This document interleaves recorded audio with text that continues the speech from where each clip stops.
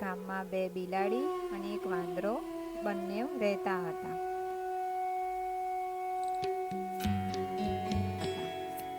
બંને જ બેનપણીઓ હતી.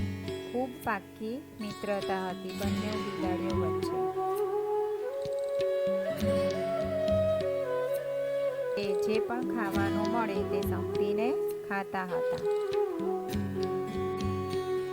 એક દિવસ એ કાળી બિલાડી ઘરમાં રોટલી શોધવા ગઈ. એમને બહુ જ ભૂખ લાગી હતી. હવે રોટલી એક જ હતી અને બિલાડી બે હતી. તો કાળી બિલાડીને એક રોટલી મળી. હવે બંને એક સરખા ભાગ કરીને જમતા હતા. પણ એ દિવસે કાળી બિલાડીએ મોટો ટુકડો એને રાખ્યો અને નાનો ટુકડો ધોળી બિલાડીને આપી દીધો.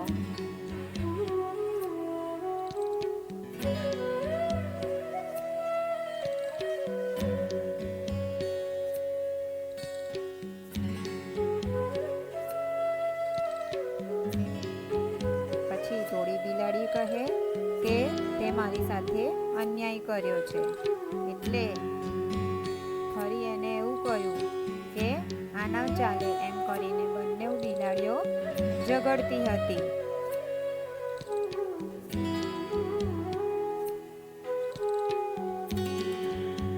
આ વાંદરાભાઈ બધું જ ઝાડ પર બેઠા બેઠા જોતા હતા.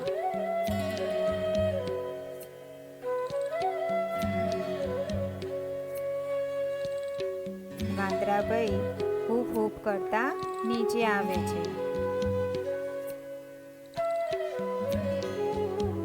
વાંદરાભાઈ આવે છે અને કહે છે કે લાવો હું તમને એક સરખા ભાગ પાડી આપું.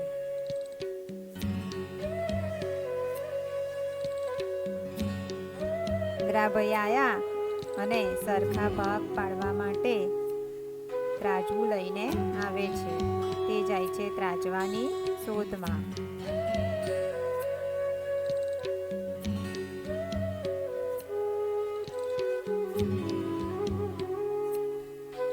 વાંદરાભાઈ ત્રાજવું લઈને આવ્યા અને પછી બંને જે ટુકડા હતા એમને ત્રાજવામાં મૂક્યા.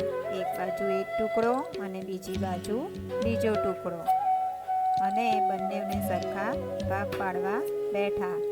હવે બિલાડી બેન કહે છે જેમ નમે છે ત્રાજવું એમ એ બાજુનો ટુકડો વાંદરાભાઈ ખાઈ જાય છે.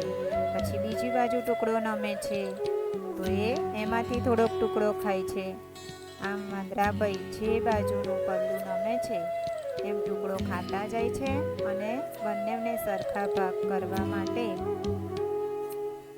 વાંદરાભાઈ બંને બાજુથી ટુકડા ખાતા જાય છે. ધોળી બિલાડી કહે છે વાંદરાભાઈ આ શું કરો છો?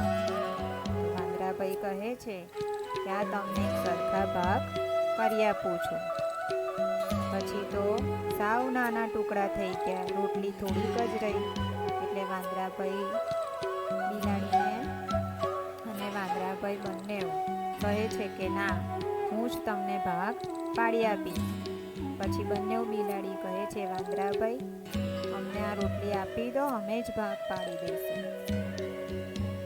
એટલામાં વાંદરાભાઈ કહે છે હવે મારું મહેનતનું ફળ તો રહી ગયું એમ કરીને જે બચેલી રોટલી પણ વાંદરાભાઈ ખાઈ જાય છે અને બંને બિલાડીઓ જોતી રહી જાય છે.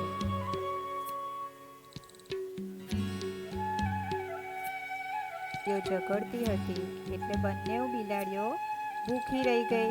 એમને રોટલી શોધી તો પણ રોટલી ખાવા મળી નહીં.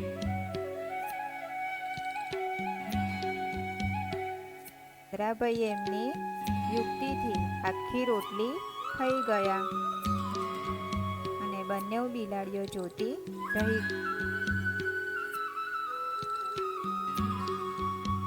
વાંદરાભાઈ પાઈ ગયા અને પાછા હૂફ હૂફ કરતા ઝાડ ઉપર ચડી ગયા. પરથી આપણને આ બોધ મળે છે કે ઝઘડીએ તો આપણને કંઈ જ મળતું નથી, પણ જો બંને બિલાડીએ સંપીને ખાધું હોત તો એમને રોટલી સરખા ભાગમાં જમવા મળત.